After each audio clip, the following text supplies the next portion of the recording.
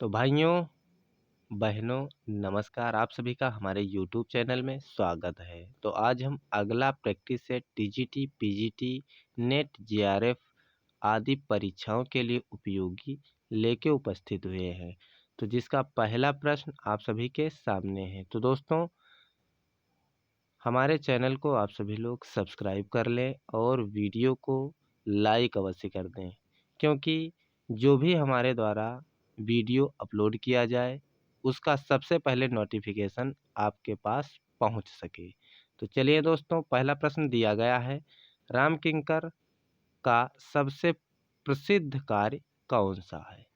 तो इसका option number C बिल्कुल राइट हो जाएगा, यानी संथाल परिवार।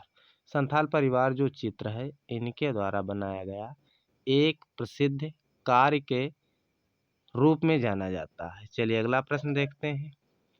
अगला प्रश्न दिया गया है, प्रसिद्ध मूर्ति संथाल परिवार के रचनाकार हैं। उसी का बिल्कुल हूबहू क्वेश्चन ये है, तो इसके भी रचनाकार कौन हो जाएंगे? ऑप्शन नंबर सी, राम किंकर बैज। चलिए अगला प्रश्न देखते हैं। अगला प्रश्न दिया गया है, निम्नलिखित में से किसके द्वारा कांस्य मूर्तियां भी निर्मित की गईं? तो इसका ऑप्शन नंबर डी बिल्कुल राइट हो जाएगा, सोमनाथ होर। अगला प्रश्न अगला प्रश्न देखते हैं। अगला प्रश्न दिया गया है, विचित्र क्लब की स्थापना कब की गई? तो इसका ऑप्शन नंबर बी यानी 1915 बिल्कुल राइट हो जाएगा। चलिए अगला प्रश्न देखते हैं। अगला प्रश्न हमारा है, वह कौन महान भारतीय कलाकार है जिसने प्राचीनता व नवीनता का मिश्रण कर आधुनिक कला को जन्म दिया? तो इसका ऑप्शन नंबर ए बिल्कुल राइट हो जाएगा, यानी R N Tagore. R N Tagore. चलिए अगले प्रश्न पर चलते हैं। अगला प्रश्न दिया गया है, निम्न में से किस कलाकार ने बंगाल लोक चित्र को अपनी अभिव्यक्ति का माध्यम बनाया? तो इसका ऑप्शन नंबर डी बिल्कुल राइट हो जाएगा, यानी जामिनी राय। जामिनी राय ने बंगाल लोक चित्रों को अपनी अभिव्यक्ति का माध्यम बनाया। चलिए अगला प्रश्न देखते हैं।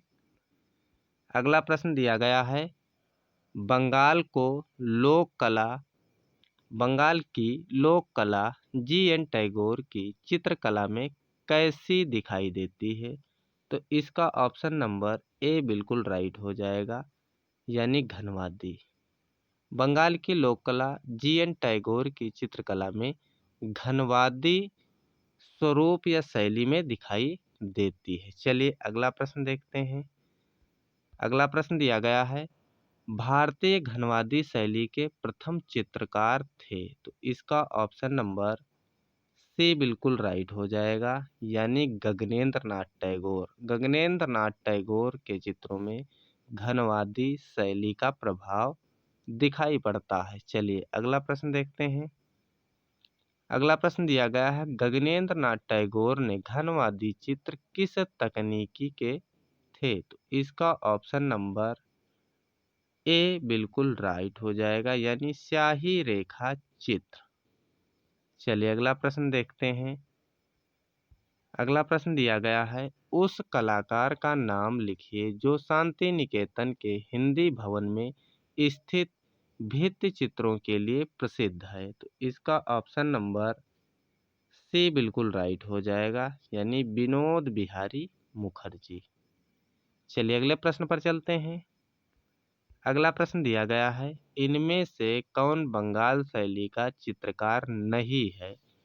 तो इसका ऑप्शन नंबर डी बिल्कुल राइट हो जाएगा, ईश्वरी प्रसाद।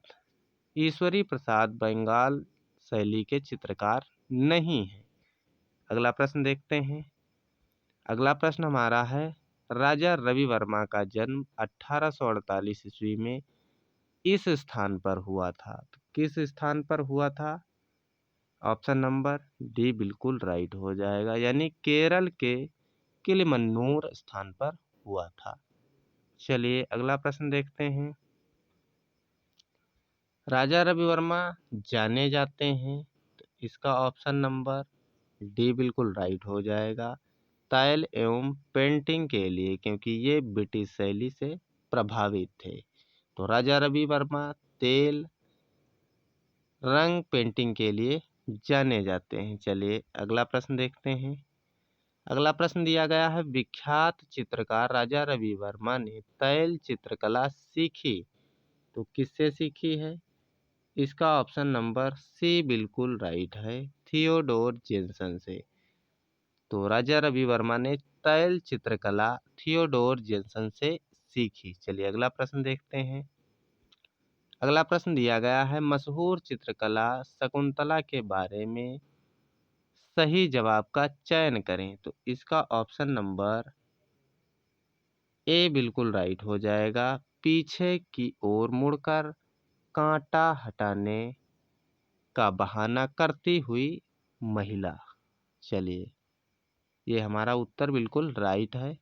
अगले प्रश्न पर चलते हैं। अगला प्रश्न हमारा है, राजा रवि वर्मा के बारे में गलत कथन चुने, तो इसका ऑप्शन नंबर बी बिल्कुल राइट हो जाएगा। यानी कौन सा गलत कथन है? तो यह गलत कथन है। क्या है कथन? वह बॉम्बे प्रगतिशील समूह ग्रुप के सदस्य थे। इसका मतलब वह इसके सदस्य नहीं थे। चलिए अगला प्रश्न देखते हैं। अगला प्रश्न है, हल्दर की मधुरता का महान स्मारक कौन सा चित्र है? तो इसका ऑप्शन नंबर ए बिल्कुल राइट हो जाएगा, यानी दी फ्लेम ऑफ म्यूजिक। चलिए अगले प्रश्न पर चलते हैं।